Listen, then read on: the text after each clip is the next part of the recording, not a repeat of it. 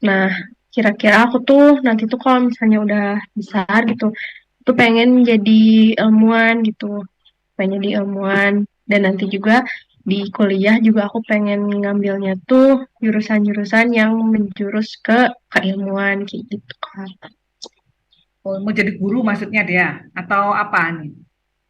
Kayak peneliti-peneliti gitu deh, Kak. Oh, peneliti. Nah, dia gimana dia bisa punya mimpi nih?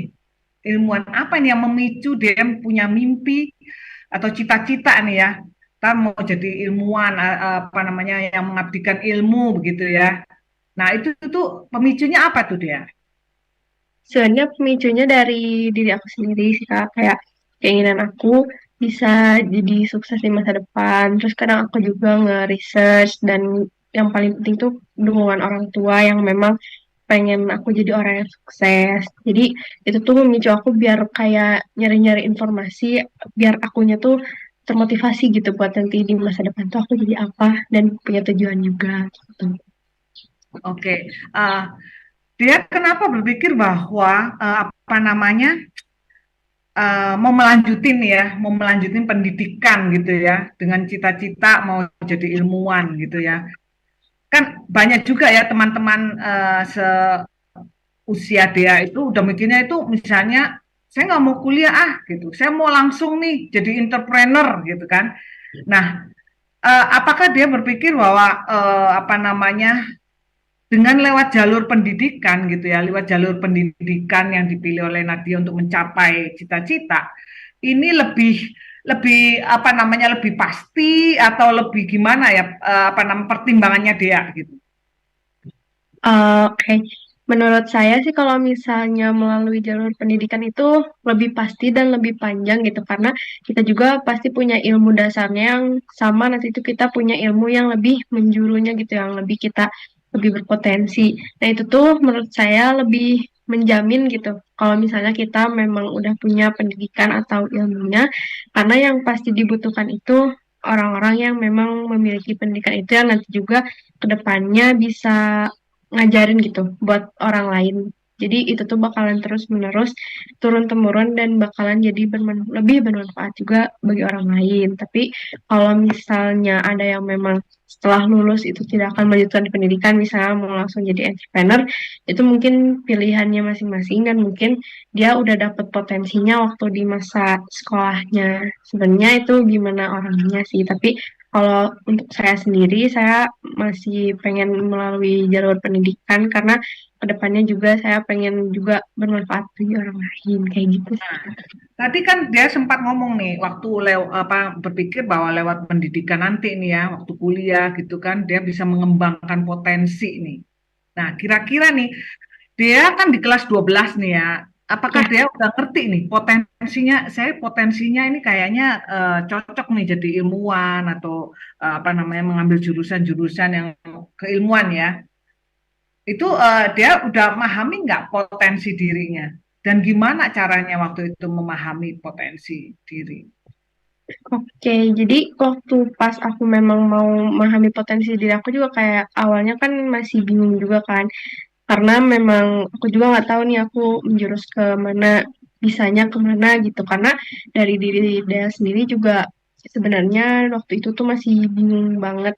Aku tuh bisa ke sini, mau ke sini, tapi aku nggak ada potensinya. Nah, itu tuh aku lebih banyak tanya aja ke orang-orang yang memang benar-benar paham tentang apa menggali potensi gitu. Kayak kalau misalnya di sekolah aku tuh ada guru bimbingan counseling dan itu pasti lebih menjuru kayak apa potensi aku dan apa kekurangan aku, kelebihan aku yang memang aku tuh jadi bisa ngerti apa yang aku mau kayak gitu. Lebih banyak bertanya aja gitu. Soalnya kalau misalnya aku nge-research sendiri tuh jadi bingung sendiri karena kalau misalnya kayak gitu lebih dibutuhin orang-orang yang memang bisa ngebimbing ya kayak gitu. Iya, iya, iya. Memang penting sekali ya sebelum kita melangkah lebih jauh ya dengan cita-cita kita ya. Ya, Ya. memang perlu diperlukan satu apa namanya step demi step gitu yang harus kita lewati, ya kan? Pertama-tama kan memang kita harus memahami sebenarnya diri kita itu seperti apa.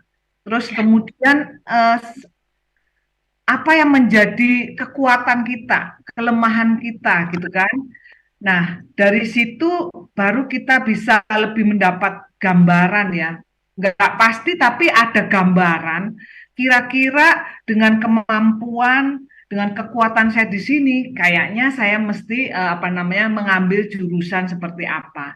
Nah, di Aku Pintar kita kita punya tuh fitur-fitur minat pintar di situ teman-teman seperti Dea gitu ya, teman-teman yang lain yang mungkin mengalami kesulitan seperti Dea ya, gimana cara memahami potensi diri daripada ngegali misalnya ya googling itu oke ya membantu, tapi kan tidak bisa memberikan satu yang jelas ya, Dea. Itu kan semua general ya.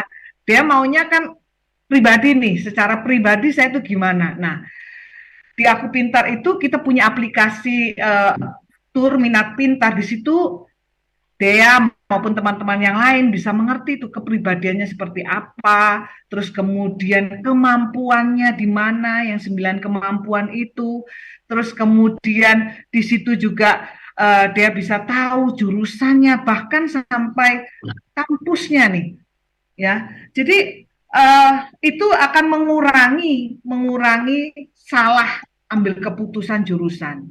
Nah, seperti dia katakan dia udah melakukan konseling ya, dia ya konseling dari guru BK gitu ya, konseling gitu ya, dengan misalnya mungkin dengan tes-tes apa namanya psikologi ya. Nah, itu juga bagus ya salah satunya itu.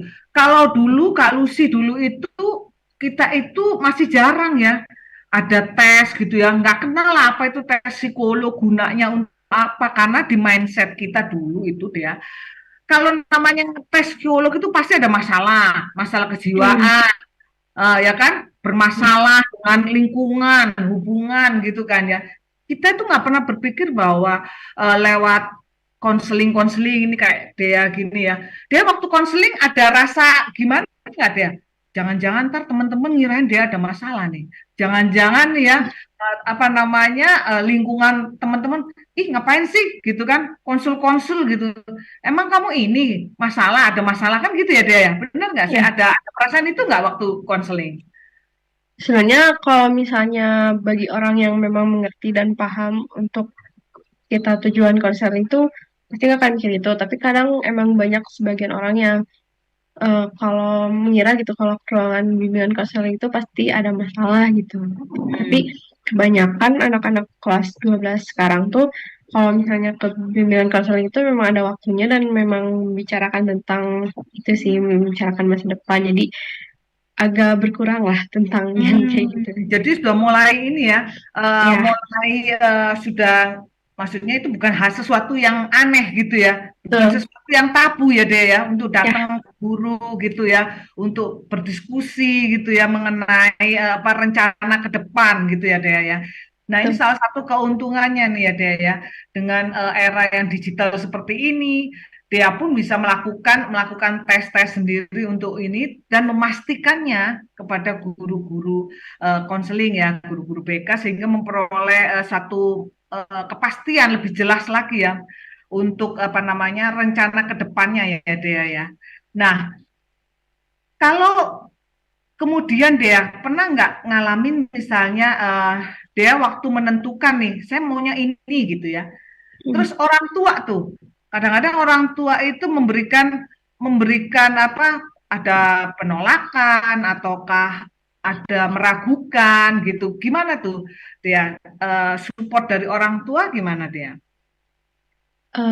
Oke, kalau misalnya support dari orang tua saya tuh alhamdulillah ngedukung aja sih kalau misalnya jurusan-jurusan yang memang saya mau gitu atau cita-cita yang saya mau nggak ada penolakan yang benar-benar harus ke sini ke situ itu gimana potensi saya gitu. Apalagi kalau misalnya masalah ke kuliah dan pekerjaan tuh orang tua udah ngasih ke saya jadi udah mereka tinggal mendukung aja dan mungkin dari mendukung finansialnya gitu ke sayanya. Kalau misalnya masalah kayak harus ke sini ke situ itu enggak sih. Oh Amin. gitu. Iya, bersyukur ya kita punya orang tua yang support ya. Dia ya kan ada kadang-kadang juga orang tua ngapain kuliah tinggi-tinggi Ya, gitu. Hari gini nggak usah kuliah tinggi-tinggi, yang penting cari duit, dapat duit banyak. Bener nggak dia? Ada nggak di betul. lingkungan dia nih, lingkungan dekat pertemanan dia? Ada nggak masih didapet ini teman-teman yang kadang-kadang curhat nih sama dia? Aduh sama orang tua nih kayaknya itu saya tuh nggak usah kuliah deh. Ngapain kuliah tinggi-tinggi toh nanti akhirnya apa namanya ini juga apa jagain toko atau ini gitu ya. Ada nggak Ya. sih dia kayak gitu dia? Dari yang kalau misalnya di lingkungan saya sih, saya masih belum mendengar yang kayak gitu. Cuman saya kan main sosial media juga. Nah, itu tuh Hmm. banyaknya tuh di sosial media. Kadang memang ada yang berpikir kalau lulus SMA tuh mending cari kerja aja atau misalnya bisa aja. Terus kadang juga ada yang emang dibatasi sama orang tuanya karena sesuai dengan profesi orang tuanya gitu. Kayak misalnya Hmm. di tentara nih orang tuanya di TNI misalnya. Nah, Hmm. ada juga orang tua yang memang mengharuskan anaknya ke TNI, padahal anaknya tuh nggak berminat ke situ gitu. Jadi kayak Hmm. terpaksa gitu dia juga dan jadi bingung ke dirinya sendiri juga. Dan Hmm. itu kalau misalnya yang masalah dipaksa di profesi dia emang ada temennya yang cerita kayak gitu. Tapi dia Hmm. itu memang tidak sesuai dengan dirinya karena dia tuh sukanya menggambar dan yang lain-lain, tapi orang tuanya tetap menyuruh dia ke ini ke tentara gitu. Iya, iya, iya. Ada yang kayak gitu. Ada gitu ya, deh, banyak juga Iya, ya. Bahkan banyak banget. pernah nggak ada yang lihat nggak di TikTok kalau nggak salah ya, ada yang anak muda itu ngomong nggak usah sekolah gitu, kuliah itu Iya, ini. Benar nggak iya. itu dia? Banyak Nah, banget nemu yang kayak gitu. dia gimana pendapat dia mengenai tontonan atau orang-orang yang memberikan ini nih apa namanya pendapat seperti ini? Oke, menurut saya sih kalau misalnya pendapat yang kayak gitu sih, yang pasti orang itu juga belum terlalu paham dan mengerti apa pentingnya pendidikan gitu. Dan rata-rata memang orang yang berbicara seperti itu yang memang masih duduk di bangku SMA, bangku Hmm. bangku sekolah gitu, yang memang belum mengerti secara jelas. Karena kan kalau misalnya anak remaja pasti nangkepnya satu kali, dua kali doang, abis itu langsung mereka berpikir seperti yang apa yang mereka dengar gitu. Jadi menurut saya itu eh, apa ya, omongan yang memang tidak perlu juga karena pasti orang-orang tuh gampang termanipulasi ya. Apalagi di Hmm. sosial media itu apapun yang dikatakan pasti kayak wah Hmm. iya juga. Padahal memang kalau dipikir-pikir tuh nggak benar gitu. Kan ada mitos tuh ya, dia kadang-kadang ya eh, mau SMA juga nganggur, gitu kan? Ya, ada Kuliah yang nganggur juga, gitu kan? Bahkan yang nganggur tuh kebanyakan juga anak orang-orang kuliah, gitu kan? Kalau nggak gitu, ya kuliah capek-capek jadinya OB, gitu kan? Ada yang gitu kan? Jadi ada. pedagang keliling, gitu kan? Apa? Nah, menurut dia itu gimana mitos seperti itu tuh dia? Sebenarnya ya kalau misalnya mitos yang kayak gitu aku juga sering dengar dan memang ada ada juga gitu buktinya yang aku lihat di sosial media kayak saya kuliah di kampus terkenal ini tapi saya sampai saat ini pengangguran. Nah itu aku juga lihat gitu. Tapi menurut aku kalau misalnya memang pengangguran gitu mungkin itu kan ada rezekinya masing-masing ya dari Tuhan Hmm. yang memang pasti diberikan gitu.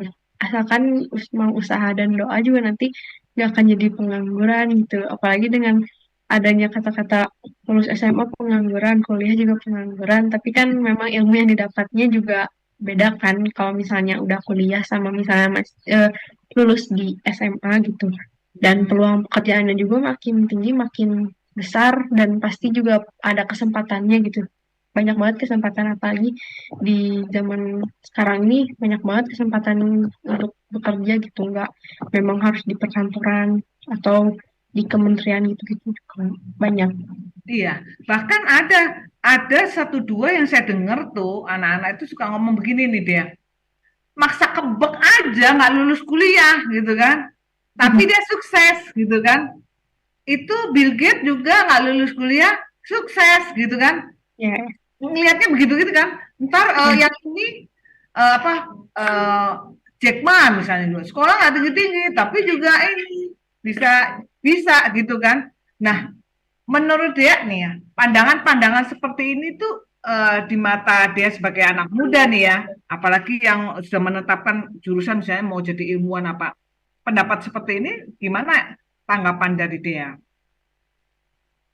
Menurut saya sih tanggapan kayak gitu gimana ya? Jadi kayak itu tuh lebih kayak merendahkan apa yang dia bisa gitu. Harusnya kan dia tuh memang belajar. Karena kan kalau misalnya Jack Ma, Bill Gates yang kayak gitu kan mereka memang nggak lulus kuliah tapi mereka tuh punya potensi lagi gitu. Jadi setidaknya kalau misalnya memang ada keinginan yang mungkin nggak kuliah atau tidak melanjutkan pendidikan, setidaknya kalau misalnya memang udah punya potensi, berarti mereka memiliki apa ya keinginan yang lebih besar juga gitu dan bermanfaat juga kalau misalnya memang cuma bicara seperti itu tapi mereka tidak mengolah potensi atau nggak ngelanjutin pendidikan kan itu sama aja kayak berbohong gitu memakan omongannya sendiri gitu. Iya, padahal ya dia prosentase orang-orang yang sukses tidak melalui jalur pendidikan itu lebih sedikit, benar nggak sih dia? Iya, Nah, betul. tapi banyak teman-teman kita itu menjadikan itu patokan gitu, ya kan? Kebayang nggak kalau kalau apa namanya mereka, ya kan? Banyak juga yang apa namanya yang nggak kuliah juga nggak sukses, Ya, dan nggak itu banyak jumlahnya lebih banyak daripada betul. yang kuliah terus nggak sukses itu lebih banyak. Betul. Yang orang nggak kuliah itu terus gagal ya kan. Nah, memang kalau kuliah, sekolah itu kadang-kadang kan nggak berguna, cuman teori. Tapi sebenarnya ada sisi yang mungkin teman-teman harus tahu ya. Di sekolah itu kita belajar mengenai how to berpikir ya, how to think, Ya, how to resolve problem ya kan. betul. Pastilah cara berpikir kita yang sudah kuliah, yang sekolah gitu ya, S1, S2, S3, pasti cara berpikirnya itu akan berbeda. Bener nggak? Contoh nih, Betul. contoh. Bener nggak ya dia? Contoh nih Betul. misalnya. Ada di kita yang SMP gitu kan. Dengan kita lah kayak dia. Oh, kelas 12. Pasti memecahkan masalah. Itu caranya pasti beda. Bener nggak dia? Betul. Karena mereka terbatas. Nah, bagaimana teman-teman di luar situ yang ngomong bahwa nggak berguna sekolah gitu, nggak perlu sekolah tinggi-tinggi, ya kan? Padahal tiap jenjang sekolah itu akan menentukan kemampuan kita untuk memecahkan masalah. Cara berpikir kita pasti, logika kita itu pasti diajarkan bagaimana cara berpikir secara runut. Ya kan, dibandingin ya kalau misalnya adik-adik misalnya yang lulusan SMP atau cuma lulusan SMA gitu kan beda ya. Ya, Nah, jadi mungkin ini buat teman-teman yang di luar situ yang masih berpikir, bahkan mungkin yang seangkatan saya berpikir bahwa percuma lah, kadang-kadang ada begini dia, percuma, nggak usah cari beasiswa kuliah ke luar negeri. Entar keluar dari luar negeri, balik ke Indo kerjanya jadi apa? Enggak juga. Ya, yang penting itu seperti dia katakan, kita harus tahu potensi diri kita, benar nggak? Kalau kita betul. mengembangkan dari potensi kita, dari minat kita, dari kesukaan kita, 100% kita akan menjadi orang yang sukses. Sukses itu artinya bukan menjadi kaya raya ya, tapi sukses itu adalah bekerja atau kuliah yang sesuai dengan kemampuan kita dan menjadi minat kita. Itu menjadi kebahagiaan, happiness, fulfill semuanya itu ya. Jadi nggak ada perasaan capek, nggak ada perasaan lelah menjalani setiap profesi yang kita suka dan kita mampu, itu akan mendatangkan kebahagiaan. Dan disitulah yang namanya sukses, ya kan? Bukan karena kita itu terpaksa ya menjalankan sesuatu karya itu karena kita terpaksa ya karena ini mesti harus cari duit, ya karena ngapain lagi kalau nggak kerja, bukan itu, tapi semata-mata kita melakukannya karena itu yang kita suka, itu yang menjadi passion kita. Setuju nggak Dea? Setuju banget, Kak. Nah, kalau dia planning yang terdekat ini kan dia mau ngambil nih, mau ambil jurusan misalnya, meneruskan pendidikan ke jenjang yang lebih tinggi, ambil kuliah gitu ya, Ya, kuliah di kampus kampus negeri ya, dia ya. ya, kampus negeri. Nah, kampus negeri. Kira-kira dia mau targetnya kampus negerinya di mana dia? Pengennya sih ngambil di ITB, jurusan Sekolah Teknik Ilmu Hayati. Woi, hebat hebat. Pilihan yang keduanya dia Keduanya itu aku masih agak ada bimbang nggak? sih antara mau ngambil ITB lagi atau mau ke Unpad itu nanti masih Tapi dipertimbangkan dengan juga. jurusan yang sama ya dia ya. Ya, jurusan yang memang di sekitaran jurusan IPA. Oh, jurusan IPA ya. Nah, jadi apa namanya memang perlu terus ya dia untuk mengatur setiap apa namanya rencana ke depan itu sambil mengukur kemampuan, potensi. Ya, benar nggak dia? Iya, Jadi betul. ada saya menemui banyak teman-teman di luar situ yang mereka itu masih bingung gitu dia. Masih bingung. Saya even bingung mengenai apa dia? Bingung apa yang mereka sukai, bayangkan. Ya, Hobinya apa, sukanya apa, nggak tahu gitu kan. Nah, makanya itu perlu sekali untuk terus konseling, betul. berbicara kepada ahlinya untuk menggali potensi diri sehingga tidak terjadi pengambilan keputusan yang salah. Benar nggak dia? Kalau dia Betul. ini mulai konseling, mulai tahu masa depan dia, misalnya saya mau ambil jurusan-jurusan keilmuan ini dimulai dari kelas berapa ya dia ya? Aku dari awal mau masuk SMA sih Kak, dari awalnya kan kelas 9 naik ke kelas 10 ganti sekolah kan dari SMP ke SMA. Nah, Mm-mm. dari situ tuh aku udah mulai nge-research juga apalagi tentang sekolah aku gitu, tentang alumni-alumni yang masuk ke perguruan tinggi. Dari situ aku udah mulai mikir aku mau masuk ke jurusan apa yang memang beda-beda sih dari kelas 10 tuh jurusan yang aku mau beda-beda. Akhirnya makin kesini makin mengerucut gitu keinginan aku. Iya, memang di samping kita sudah tahu kita maunya apa deh ya. Memang lebih baik kita memperlengkapi diri lagi ya.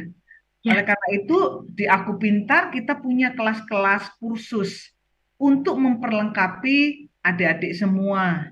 Misalnya seperti kursus bahasa Inggris, kursus bahasa Jepang. Nah, di situ lebih baik kita memperlengkapi diri itu mulai sekarang. Karena ada banyak saya juga melihat adik-adik yang meneruskan mencari beasiswa nih dia. hmm, Dia mau ke Jepang gitu kan. Ternyata dapat.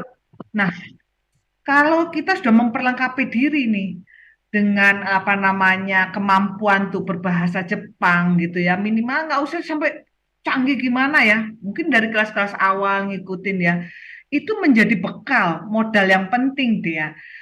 Waktu mereka mengambil beasiswa ke Jepang, mereka dengan penuh percaya diri. Minimal bahasa conversation bahasa Jepang mereka menguasai, ya kan? Bahasa Mandarin kah? Nah, kadang-kadang banyak juga teman-teman juga daripada kita membuang-buang waktu ya, kan lebih baik kita itu memperlengkapi, menambah kemampuan kita dengan kemampuan-kemampuan yang ada ya. Dengan mengetahui 9 kemampuan yang kita miliki, itu kita akan lebih fokus mengembangkan di sisi potensi kemampuan yang kita miliki. Kemudian kita ngikutin kursus, menambahkannya dengan kemampuan-kemampuan tambahan di luar sekolah. Saya yakin gitu. Saya yakin sekali arah ke depan masa depan itu akan dilalui itu dengan baik. Benar nggak dia ya? tuh. Nah, kalau selama ini, kalau selama ini dia mempersiapkannya dengan belajar ya dia ya, pastinya Ya, dia pasti. pasti belajar dong untuk Ya, mempersiapkan masuk ke perguruan negeri ya dengan ya, nilai atau apapun juga. dengan bimbel ya kan, dengan bimbel belajar bersama gitu ya. Nah, ini juga saya rasa ini juga menjadi satu modal penting untuk dia ya, meraih meraih impian, meraih impian masuk sekolah, masuk kampus negeri. Benar nggak dia? Tuh. Nah, selama ini dia di samping dia mengetahui ini cita-citanya gitu ya, langkah-langkah apa ini yang dia lakukan nih agar mulus nih ke depannya nih Eh, meraih apa namanya ini jurusannya, kampusnya, apa yang sudah dia lakukan nih? Bisa di-sharing deh ya. Mungkin kalau misalnya langkah biar aku bisa ngeraih apa yang ingin gitu kayak jurusannya, yang paling pertama sih pastinya berdoa dulu, doa apa yang memang tunjuk dari Tuhan gitu ya, memang benar-benar bisa lurus dan bisa lancar ke sananya. Terus yang kedua juga aku belajar dan belajar terus menerus lah gitu. Di setiap hari itu pasti harus ada perkembangan gitu dari pelajaran aku tuh. Jangan memang cuma ngestak di situ aja. Terus paling banyak-banyak baca gitu dari informasi maupun mau dari buku ataupun dari internet. Yang mungkin informasinya bukan berputar di sekitaran perguruan tinggi aja, mungkin lebih ke kayak prospek kerja atau misalnya nanti tuh di misalnya di jurusan yang aku pengen tuh kayak gimana. Jadi biar aku tuh bisa nyiapin dan ke depannya tuh aku nggak akan kaget dengan apa yang aku hadapin gitu. Pasti kan kalau misalnya nemu di lingkungan baru itu pasti ada kagetnya juga, ada kayak shock ini tuh apa gitu. Jadi nanti tuh aku udah gak kaget, oh ya aku waktu itu udah pernah baca tuh kayak gini-gini. Jadi nanti tinggal mungkin menambah ilmu aja yang udah aku dapetin lagi gitu sih Kak. Hmm, iya, iya, iya. Nah, dia jurusan yang dia pilih ini, apakah dia tahu gitu? Nanti apa sih yang mau dipelajarin di situ waktu kuliah nih ya, 4 tahun nih, apa yang dipelajarin nanti selama kuliah itu dia udah searching nggak kira-kiranya? Itu aku udah coba searching di Instagram juga ada kan akun yang kayak di salah satu jurusan itu. Terus waktu di Google juga banyak kan apa sih tautan-tautan atau website yang memang udah menjurus ke jurusan itu. Dan udah sih udah kayak pelajarannya tuh apa aja gitu, terus kayak materi-materinya apa aja ya, walaupun aku juga masih belum tahu gitu kalau misalnya materi yang agak menjurus ke kuliahnya, cuman biasanya aku tahu kalau itu belajar misalnya ada hubungan ke matematika atau ke fisika atau kimia itu udah agak paham sedikit-sedikit. Hmm, iya. Saya juga di sini dan ini saya juga mau sharing nih ya. Kadang-kadang kita itu berpikir bahwa jurusan yang kita pilih itu kayaknya tepat gitu ya. Kayaknya cocok nih jurusan di kampus ini. Contoh contoh juga putri saya juga itu kan melihatnya waktu itu mau script writing gitu ya. Oh, nyarinya di sini dong, ke kampus ini, jurusan ini gitu ya, jurusan perfilman atau apa gitu. Saya buka gitu, saya nanya gitu kan, saya datang ke kampusnya, saya nanya itu, boleh nggak tahu ya silabusnya gitu ya. Ini silabus selama 4 tahun ini apa aja yang diajarin gitu ya. Ternyata dia waktu saya baca gitu ya, sama-sama kita koprek gitu ya silabusnya. Ternyata jurusan mengenai script writing itu cuma dibahas 1 semester. Artinya cuma 6 bulan. Sisanya itu dia akan belajar mengenai kamera, mengulik-ngulik kamera. Ini kamera, ini ambil ini. Aduh, saya pikir, waduh, putri saya itu nggak pernah pegang kamera, juga nggak bikin video, gimana ya ribet bikin-bikin itu. Saya akhirnya menyimpulkan, wah kayaknya salah nih. Emang bener kelihatannya jurusan script writing, oh film ya berhubungan film. Tapi ternyata di jurusan itu mengenai script writing itu nggak banyak dibahas gitu ya. Wah, ini bisa apa putri saya waktu itu, aduh, ini kayaknya nggak cocok nih. Saya nggak demen ngulik-ngulik kamera gitu kan, bikin-bikin film gitu ya. Saya pun cuma mau nulis gitu. Wah, akhirnya saya rugi dah dia.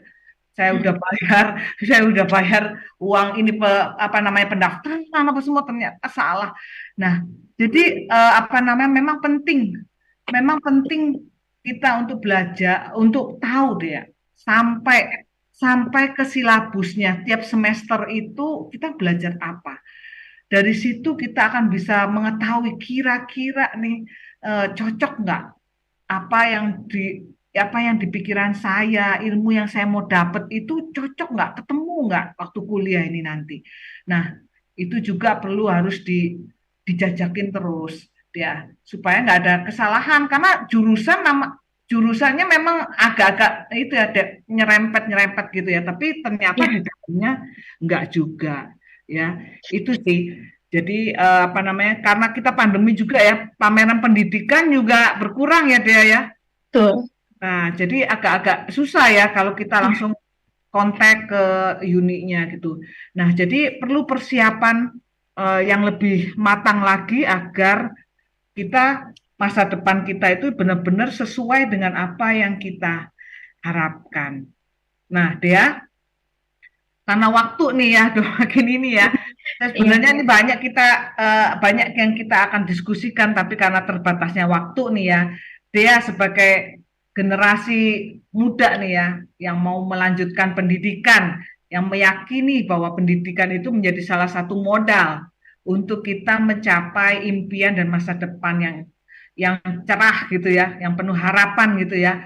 Apa nih pesan Dea untuk teman-teman yang berjuang nih di kelas 12 maupun untuk adik-adik yang lagi mempersiapkan. Nah, ada dua nih dia pesannya untuk teman-teman sebaya maupun untuk adik-adik. Silakan ya. baik. Pesannya dari saya buat yang seangkatan dulu kali ya. Untuk yang seangkatan, mungkin semangat buat ngejar PTN-nya dan terus berusaha. Yang saya tahu TBK tuh sebentar lagi tuh di Hamin semingguan lagi. Hmm. Semangat belajarnya dan jangan lupa juga berdoa. Terus berdoa juga ke Tuhan gitu biar nanti didapetin yang memang sesuai dan memang sesuai kemampuannya. Terus kalau misalnya buat adik-adik saya yang misalnya masih berjuang dan masih memikirkan, jangan lupa juga cari dan tetap research apa yang diinginkan gitu. Jangan leha-leha juga karena memang bakalan cepet waktu itu bakalan nggak kerasa time flow so fast gitu pasti cepet banget yang nanti tuh bakalan jadi kelas 12 juga dan harus tetap banyak belajar juga dan jangan ngeremehin waktu-waktu kalian gitu di sekolah. Nah, gitu aja sih. Terima kasih Dea untuk Ya, pesan-pesannya. Demikian untuk Heartliners pagi ini kita membahas mengenai mengenai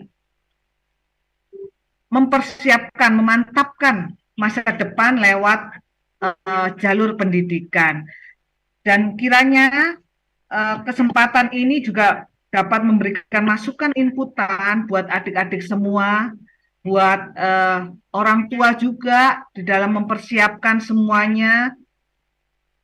Yakinlah dan percaya bahwa setiap yang kita lakukan untuk mempersiapkan masa depan pasti akan berbuah manis.